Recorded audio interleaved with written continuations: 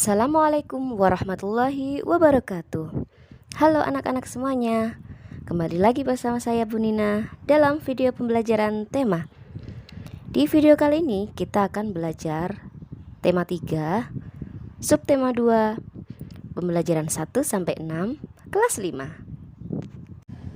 Nah, pertama-tama kalian baca terlebih dahulu ya anak-anak percakapan pada halaman 46. Nah, apa kalian sudah tahu apa itu iklan media cetak dan iklan media elektronik? Untuk iklan media cetak itu contohnya seperti gambar-gambar yang dipergunakan memiliki warna yang cerah. Dan kalimat iklannya juga bagus-bagus. Sedangkan untuk iklan media elektronik, iklannya menarik karena iklannya dibuat seperti film. Gambarnya dapat bergerak dan ada suaranya. Dan iklan di media elektronik lebih seru biasanya. Nah, sekarang bentuklah sebuah kelompok yang terdiri atas 4 siswa. Gunakan kertas gambar A4 dan bagilah menjadi 3 kolom seperti di bawah ini. Diskusikan dengan teman sekelompokmu tentang iklan-iklan yang pernah dilihat atau ditonton. Jenis iklan media cetak ataupun elektronik. Dan alasan kamu mengelompokkannya dalam media tersebut. Oke, langsung saja kita bahas bersama-sama dan ini contohnya ya anak-anak. Yang pertama, nama iklannya ciptakan hari-hari anti kuman. Media cetak. Kemudian alasannya, karena media cetak tersebut menggunakan gambar yang penuh warna dan kalimatnya menarik. Yang kedua, narkoba hanya merusak masa depan. Menggunakan media elektronik atau TV. Alasannya, karena menggunakan gambar yang bergerak dan disertai penjelasan berbentuk suara. Nomor 3, susu penambah tinggi badan. Medianya elektronik atau radio. Alasannya, karena menggunakan bahasa yang mampu menarik perhatian pendengar. Selanjutnya, ingat demam berdarah, ingat 3M+.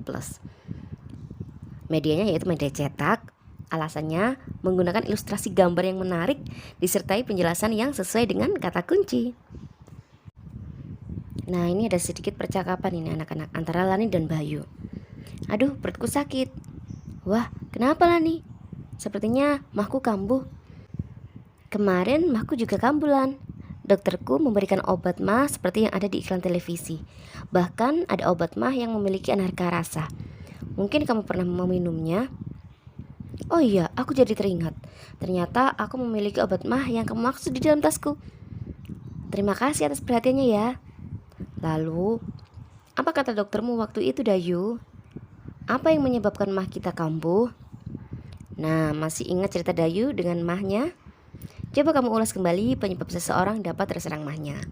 Dan langsung saja ya kita bahas bersama-sama, kita jawab langsung bersama-sama. Jadi seseorang dapat terserang mah karena terlambat makan atau lambung sedang dalam keadaan kosong. Selain gangguan mah, sistem pencernaan kita dapat mengalami gangguan lainnya. Ada beberapa faktor yang menyebabkan gangguan tersebut. Misalnya mengonsumsi makanan tidak sehat dan pola makan yang tidak teratur. Nah, di sini ada kolom-kolom mengenai gangguan sistem pencernaan. Mari kita isi bersama-sama ya untuk kolom-kolom yang masih kosong ini. Jadi, untuk gangguan sistem pencernaan, gejalanya proses buang air besar terasa tidak tuntas, tinja kering dan keras. Penyebabnya, penyerapan air yang berlebihan. Cara mengatasinya, makan makanan berserat dan banyak minum air. Untuk konstipasi, konstipasi merupakan gejala fases mengeras sehingga susah dikeluarkan. Dan gangguan sistem pencernaan ini bisa menyebabkan penyakit mah atau diare. Untuk penyakit mah, cara mengatasinya, antibiotik dan antasida. Gejalanya, nyeri perut, bagian atas mual dan muntah. Penyebabnya, luka lambung. Dan mah merupakan gangguan akibat peradangan pada lambung. Kemudian untuk diare. Diare merupakan penyakit saluran pencernaan yang disebabkan oleh infeksi bakteri, parasite.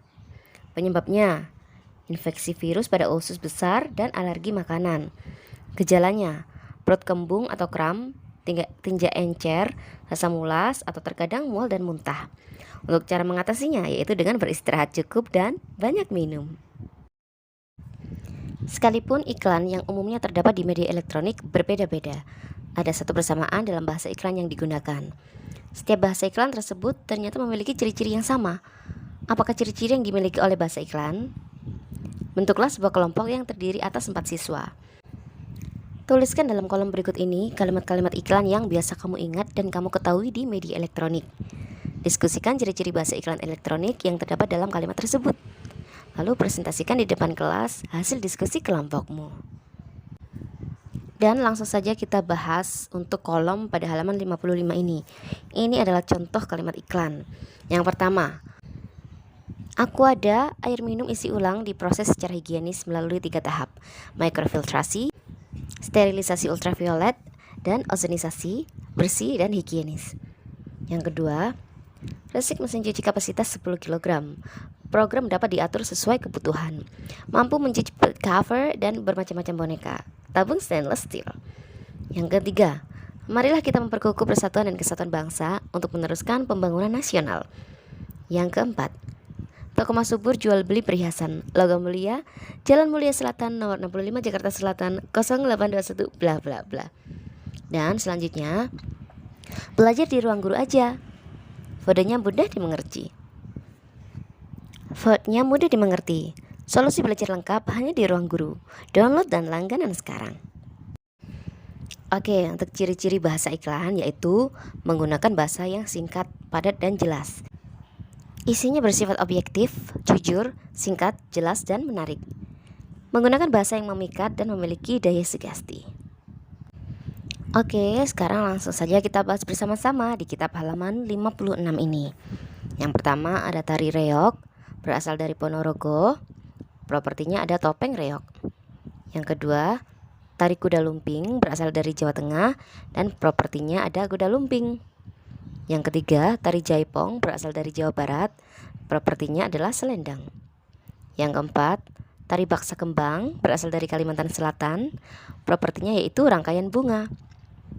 Yang kelima, tari serampang 12 dari Riau, dan propertinya sapu tangan. Yang keenam, tari merak dari Bali. Propertinya yaitu bokor. Dan selanjutnya ada tari topeng, berasal dari Cirebon. Propertinya yaitu topeng. Nah, ini di sini bisa kalian lihat ya anak-anak, ini adalah gambar pasar. Ada banyak penjual dan pembeli sedang melakukan transaksi jual belinya. Suasana pasar selalu ramai oleh penjual dan pembeli. Apa sajakah yang dapat kamu temui di pasar? Dan jawabannya, di pasar kita dapat menemui pembeli dan penjual beserta barang dagangan mereka. Yang kedua, masih ingatkah kamu bagaimana sayur dan buah dapat sampai ke rumah kita? Jadi sayur dan buah ditanam oleh petani, kemudian dibawa pedagang ke pasar untuk dijual dan ibu kita membeli sayur dan buah di pedagang tersebut. Oke, selanjutnya aktivitas apa saja yang dapat ditemukan pada gambar di atas, yaitu transaksi atau jual beli antara pedagang dengan pembeli. Kemudian siapa saja yang terlibat dalam kegiatan di pasar? Yang terlibat yaitu pedagang dan pembeli. Oke, sekarang kita jawab kolom yang berada di halaman 59. Jenis aktivitasnya yang pertama ada interaksi dan tatap muka. Pelakunya penjual dan pembeli. Nomor 2, menawarkan barang yang dijual. Pelakunya penjual. Dan yang ketiga, pembelian barang atau transaksi. Pelakunya yaitu penjual dan pembeli. Nah, sekarang kalian perhatikan lagi anak-anak gambar pasar ini. Kalian perhatikan secara jeli ya gambar ini. Nah, kamu dapat menuliskan alasanmu dan juga menanyakan kepada teman-teman yang lainnya tentang alasan mereka. Tuliskan semuanya dalam kotak di bawah ini. Untuk yang pertama, menurut pendapatku, semua orang dapat saling bekerja sama sekalipun berbeda agama, suku, adat istiadat, dan pekerjaan untuk memenuhi kebutuhan hidup bersama. Dan 3 kolom ini mari kita jawab bersama-sama ya. Oke, langsung saja. Yang kedua, menurut pendapatku, semua orang dapat saling bekerja sama karena mereka sadar tidak dapat hidup sendirian di dunia. Yang ketiga, menurut pendapatku, semua orang dapat saling bekerja sama karena mereka saling percaya satu sama lain. Dan selanjutnya, menurut pendapatku, semua orang dapat saling bekerja sama karena mereka saling membutuhkan bantuan. Apa yang kamu lihat dari beberapa gambar di atas? Apakah hubungan semua gambar tersebut dengan gambar peta Indonesia? Jelaskan. And the answer is Indonesia memiliki ragam suku dan kebudayaan. Indonesia terbentang luas dari Sabang sampai Merauke, memiliki banyak suku, budaya maupun bahasa. Geografis Indonesia yang sangat luas membuat negara ini kaya dengan kesenian daerah, bahasa daerah, hingga berbagai alat musik. Sebagai bangsa yang majemuk, kita seharusnya bangga dan selalu menjaga beragam kebudayaan yang ada di Indonesia. Sebagai generasi muda, kita mutlak melestarikan budaya Indonesia agar tidak punah. Nah, Bu Nina yakin pasti kalian semua tahu kan anak-anak ini gambar apa? Iya, ini adalah gambar Garuda Pancasila. Bangsa Indonesia memiliki sebuah semboyan yang luar biasa, yakni Bhinneka Tunggal Ika. Bhinneka Tunggal Ika memiliki arti berbeda-beda tetapi tetap satu tujuan. Bahwasanya sekalipun di Indonesia terdapat begitu banyak suku, agama, ras, adat istiadat, bahasa, dan lain-lain. Semuanya bersatu sebagai saudara sebangsa dan setanah air. Perbedaan dan keanekaragaman yang ada justru menjadi sebuah kekuatan yang pada akhirnya memperkaya sifat budaya bangsa Indonesia dan lebih memperkuat persatuan dan kesatuan bangsa. Dan langsung saja kita bahas pertanyaan di halaman 67. Apakah yang dapat kamu simpulkan dari bacaan di depan? Berikan pendapatmu. Indonesia adalah bangsa yang memiliki banyak suku, agama, ras, adat istiadat, bahasa, dan lain-lain. Walaupun beragam, justru ini menjadi sebuah kekuatan yang pada akhirnya memperkaya sifat budaya bangsa Indonesia dan lebih memperkuat persatuan dan kesatuan bangsa. Dan sekarang, berikan contoh-contoh kegiatan yang dapat kita lakukan atau mungkin sudah kamu lakukan untuk mendukung keberagaman sosial di lingkungan sekolah, yaitu belajar kelompok tanpa membedakan suku, agama, ras, adat istiadat, dan bahasa teman. Lalu membuka diri untuk mempelajari kesenian seperti tari-tarian maupun alat musik dari daerah lain. Sekarang, diskusikan dengan teman-temanmu keesokan harinya tentang iklan dan kata kunci yang kamu temukan. Ini misalkan ya. Yang pertama, judul iklan 1, shampoo untuk rambut sehat dan kuat. Kata kunci iklannya ada shampoo, ada rambut sehat, dan ada rambut kuat. Untuk iklan yang kedua, ini tugas kalian yang anak-anak, kerjakan dengan benar ya. Oke, sekarang kalian Bu Nina kasih kesempatan 5 menit untuk membaca percakapan yang berjudul iklan elektronik demam berdarah. Kalian baca sendiri ya anak-anak. Dan kalian bisa pause video ini sekarang juga. Pause sekarang juga. Sudah? Kalau sudah, sekarang kita akan langsung bahas pertanyaannya bersama-sama ya. Tentukan kata-kata kunci yang terdapat dalam iklan di atas. And the answer is, kata-kata kuncinya yaitu langkah 3M+, demam berdarah, dan nyamuk.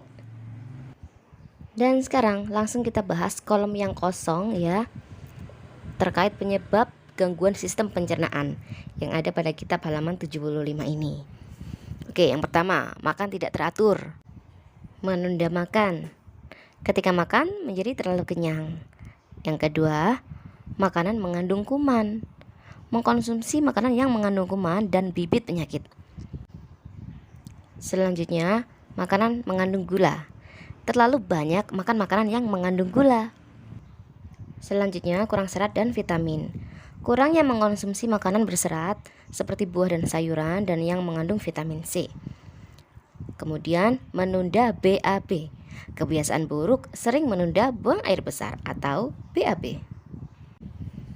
Oke, sekarang kita menuju ke halaman 76. Ada beberapa penyebab gangguan sistem pencernaan yang disebabkan oleh beberapa penyebab di atas.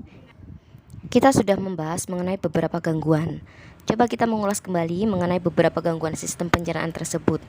Ulas mengenai definisi, gejala, cara pencegahan, dan penyembuhannya. Oke, untuk yang pertama ada MAH. MAH merupakan gangguan akibat peradangan pada lambung. Penyebab MAH adalah luka pada lambung yang tidak segera terobati dan berakibat infeksi bakteri Helicobacter pylori. Gejala MAH berupa nyeri perut bagian atas, mual, dan muntah. Cara menyembuhkan MAH tergantung pada penyebabnya dengan memberi antibiotik dan antasida. Oke, selanjutnya ada kolera. Kolera adalah penyakit diare akut yang disebabkan oleh infeksi usus akibat terkena bakteri Vibrio cholerae. Gejala kolera ini bisa muncul secara tiba-tiba, seperti mual, muntah, kram perut, dan dehidrasi. Penyembuhan kolera yaitu dengan pemberian oralit untuk mengeningkan cairan yang elektrolit yang hilang. Untuk kasus yang parah dibutuhkan penggantian cairan intravena yaitu infus.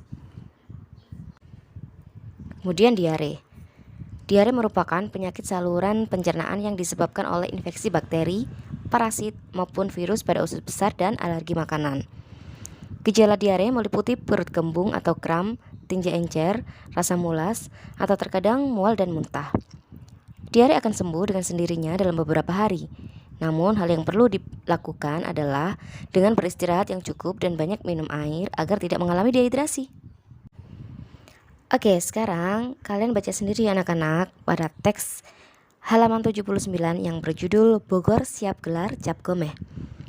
Berinya kasih waktu kalian 3 menit untuk membacanya dan kalian bisa pause video ini sekarang juga.